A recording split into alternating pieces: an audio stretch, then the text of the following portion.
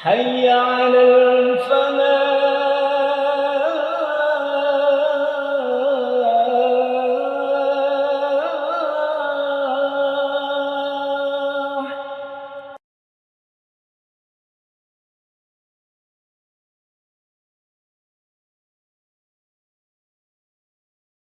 Assalamualaikum warahmatullahi wabarakatuh.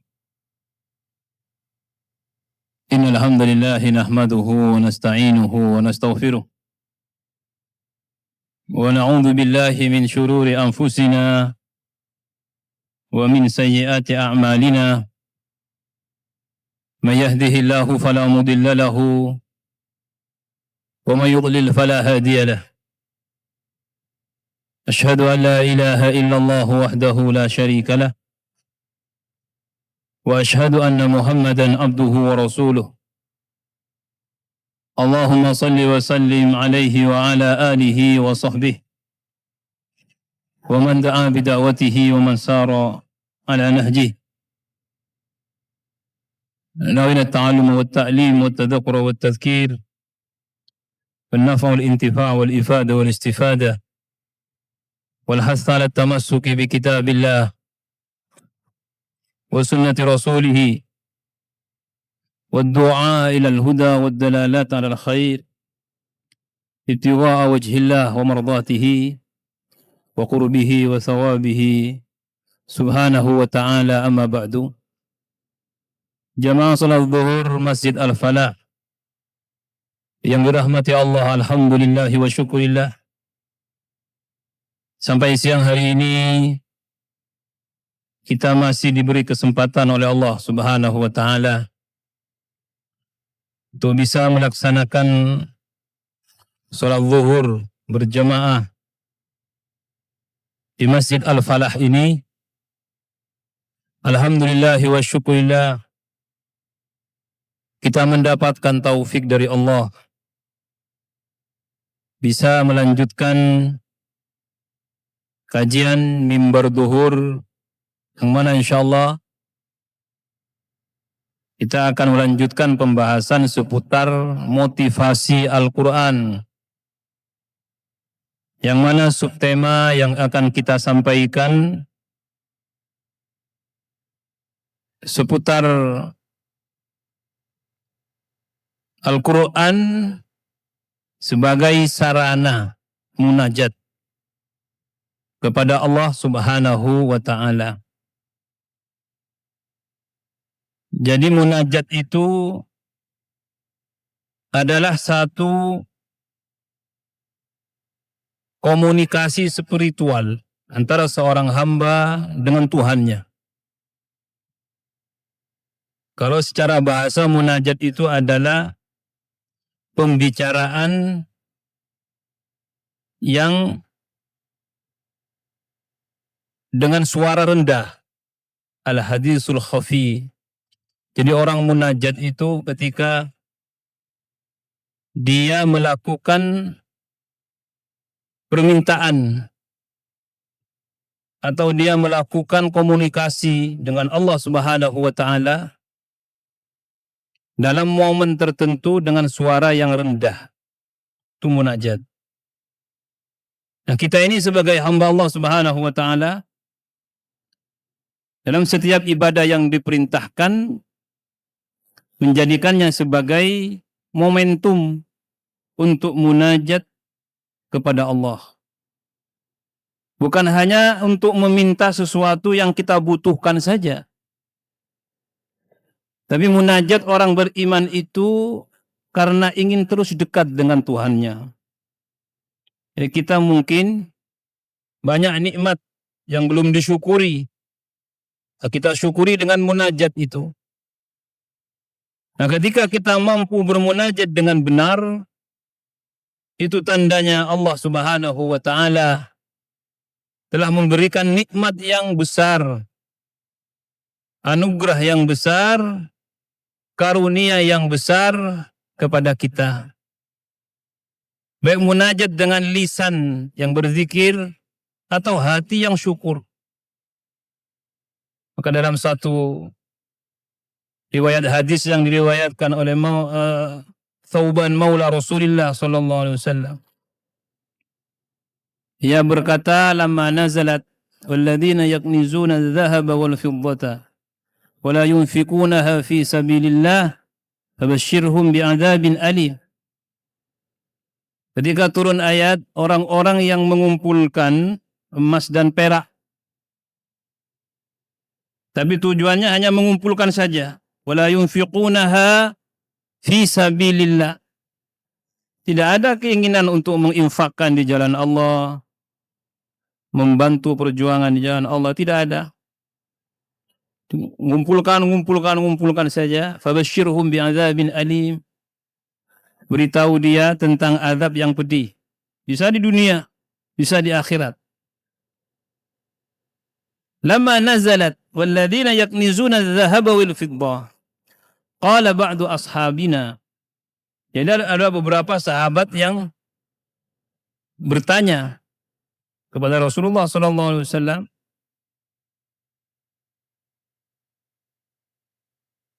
"Law 'alimna ayyul mali khairun fanattakhidahu."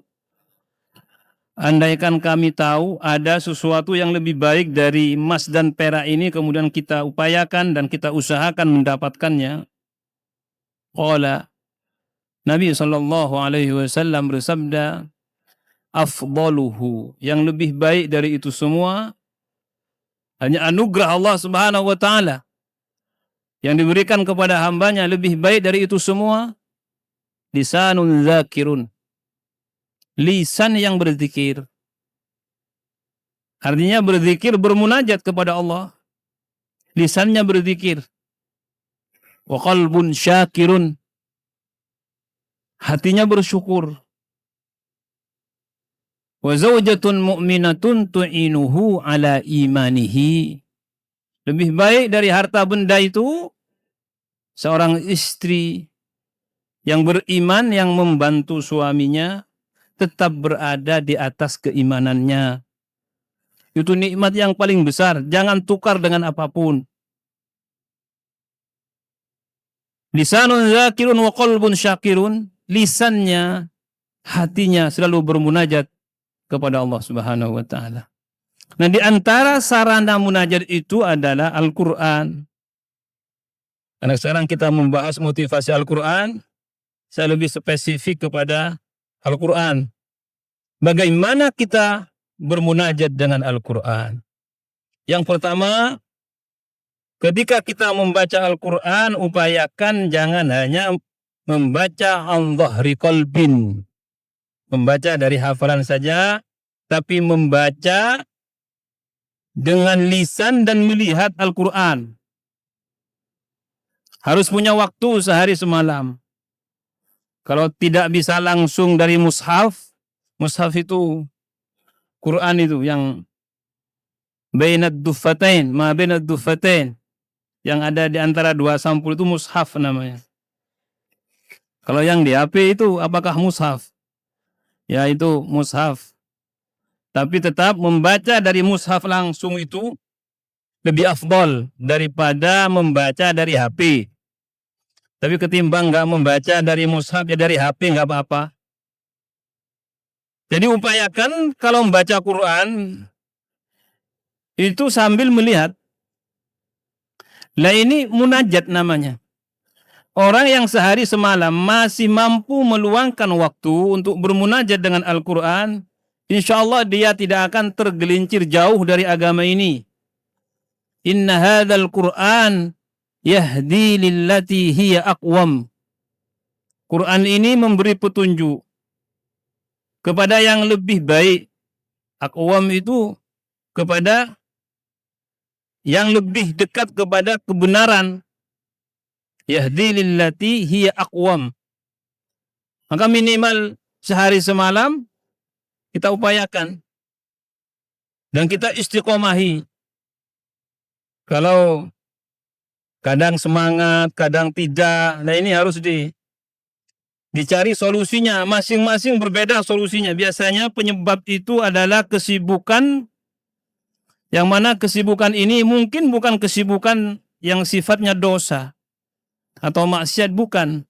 Tapi kesibukan yang membawa dirinya lalai kepada Allah Subhanahu wa taala.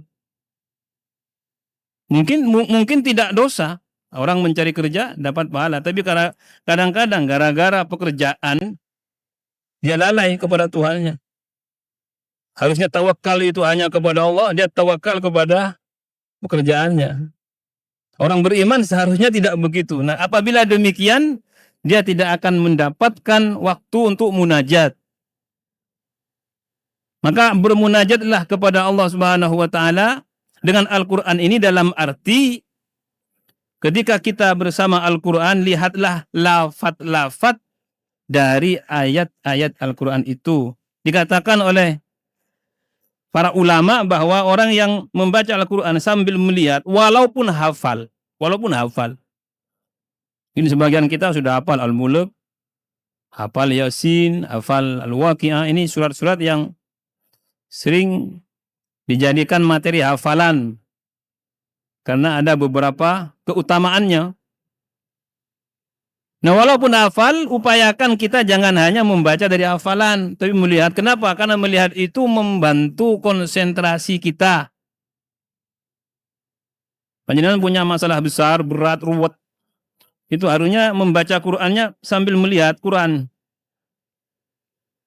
Jadi melihat Qur'an itu membantu orang yang baca Qur'an terlepas dari kaitan-kaitan yang memberatkan dirinya. Sebenarnya manusia ini tidak ada yang tidak punya masalah. Hanya kadang-kadang mampu menyikapi apa tidak. Masalah itu sama. Saya punya masalah, panjenengan punya masalah. Jangan mengira nggak ada yang punya masalah. Punya masalah. Hanya kadang wadahnya ini yang nggak sama. Tempatnya itu. Tempat menampung masalahnya ini yang berbeda. Atau cara menyikapinya yang berbeda. Dan masalah itu tidak akan pernah tertukar. Masalah saya nggak bisa menjadi masalah panjenengan. Jadi sebenarnya kalau lebih detail kita melihat, masalah manusia tidak akan sama. Mungkin sama-sama di finansial, sama-sama di apa, tapi sebenarnya tidak sama. Itulah keadilan Allah. Nah, cara kita untuk menghadapi itu semua dengan bermunajat. Coba Al-Quran ini. Kalau bahasa sekarang dijadikan terapi. Bagus.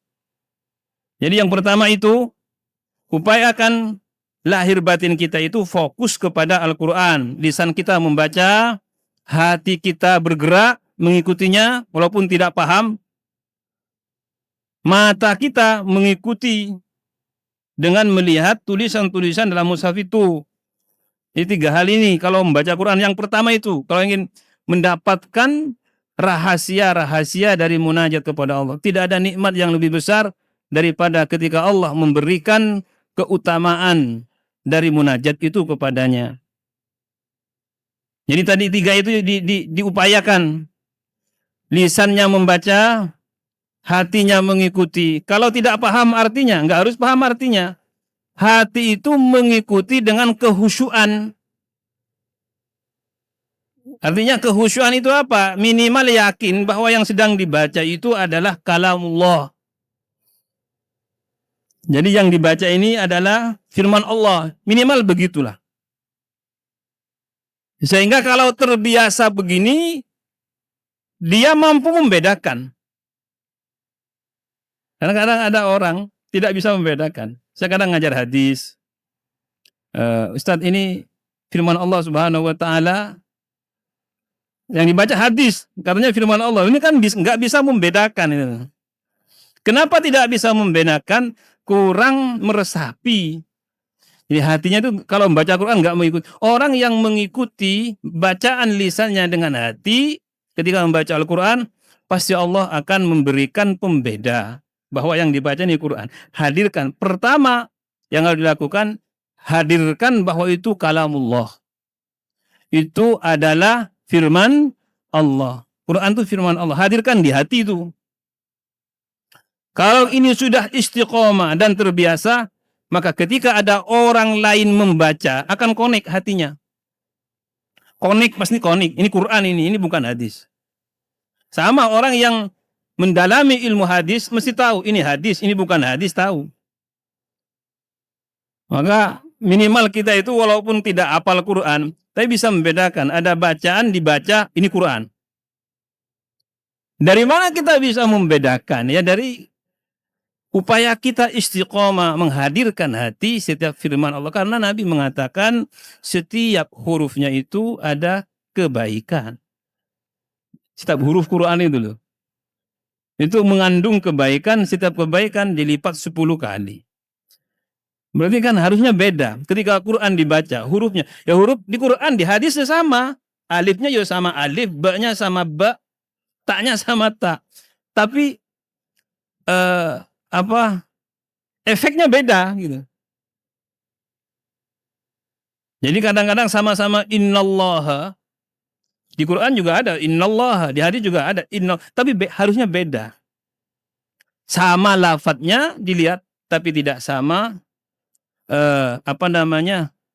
jazabnya. Artinya ketertarikannya itu tidak sama. Itulah sebab atau manfaat dari munajat yang kita lakukan. Itu yang pertama. Kemudian ketika kita membaca Al-Quran, supaya kita masuk ke dalam kategori bermunajat dengan Al-Quran, maka upayakan diistiqomahi. Wa minan nasi may ya'budullaha ala harf. Ada sebagian manusia itu beribadah kepada Allah itu di pinggiran. Kalau dapat kebaikan dia semangat, kalau dapat ujian bina sahabathu fitnatun inqalaba ala wajhi khusrad dunya wal akhirah. Dia balik, enggak semangat. Ya. Kita renungi, kita masuk dalam kategori ini apa enggak? Kalau sedang sukses, ya, sedang dapat kabar baik dari usaha, semangat. Yang diuji oleh Allah Subhanahu wa taala, lemes. Nah, ini ada yang demikian dan ini banyak. Nah, kita supaya tidak demikian, maka upayakan kita menjadikan Quran ini sebagai sarana untuk menguatkan diri agar kita tidak termasuk dari yang menyembah Allah di pinggiran itu. Jadi mau dalam keadaan bahagia, mau dalam keadaan susah, tetap baca Qurannya ya begitu. Ada orang itu baca Quran kadang-kadang lagi susah, lagi ada masalah, dia bingung. Nah, ini kurang latihan. Maka kita ini harus banyak latihan. Istilahnya itu mujahadah. Banyak latihan. Riyadhah. Banyak latihan. Karena kadang kita bisanya kalau lagi senang aja. Senang, bahagia, baca Qurannya kadang banyak. Lagi diuji oleh Allah. Padahal hidup ini kan nggak akan senang terus. Hari ini kita bisa merasakan kebahagiaan, besok belum tentu. Ya besok lusa bahagia lagi, kemudian senang lagi. Nah, Quran itu harus diistiqomai. Ada sebaliknya ada. Kalau lagi susah, baca Qurannya banyak dia. Sambil nangis, mungkin ingat masalahnya. Kalau sudah senang, masalahnya terlewatkan, lupa. Biasanya baca Quran, nggak baca. Saking senangnya dia. Ini juga sama yang pertama. Jadi jangan sampai keadaan kita, kehidupan kita ini merubah keistiqomahan kita. Maka upayakan supaya kita tetap istiqomah. Capailah tingkatan munajat bersama Al-Quran. Mereka yang sudah sampai itu tidak akan meninggalkan. Kenapa?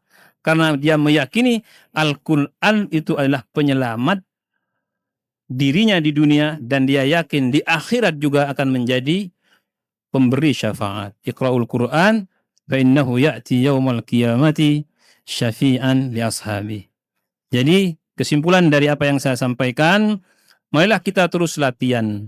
Kita terus mujahadah memperbaiki kekurangan-kekurangan kita ketika membaca Al-Quran. Upayakan ketika kita duduk di hadapan kita ada Al-Quran, tidak bisa lama 10 menit, 15 menit, duduklah. Hadirkan Quran di depan kita, lihatlah ayat-ayatnya, baca dengan lisan, ikuti dengan hati. Minimal kalau kita tidak paham, hadirkan di hati bahwa itu adalah kalamullah. Itu mukjizat yang masih ada, yang masih tersisa hingga saat ini dari mukjizat Nabi kita Muhammad sallallahu alaihi wasallam. Nah, nanti akan muncul pengagungan terhadap Al-Quran, akan muncul kita menghargai Al-Quran, dan akan muncul bahwa Al-Quran ini nikmat yang besar kepada dirinya. Wallahu a'lam bishawab. Subhanakallahumma wa bihamdika asyhadu an la ilaha illa anta astaghfiruka wa atubu ilaik. Wal afu minkum. Wassalamu alaikum warahmatullahi wabarakatuh.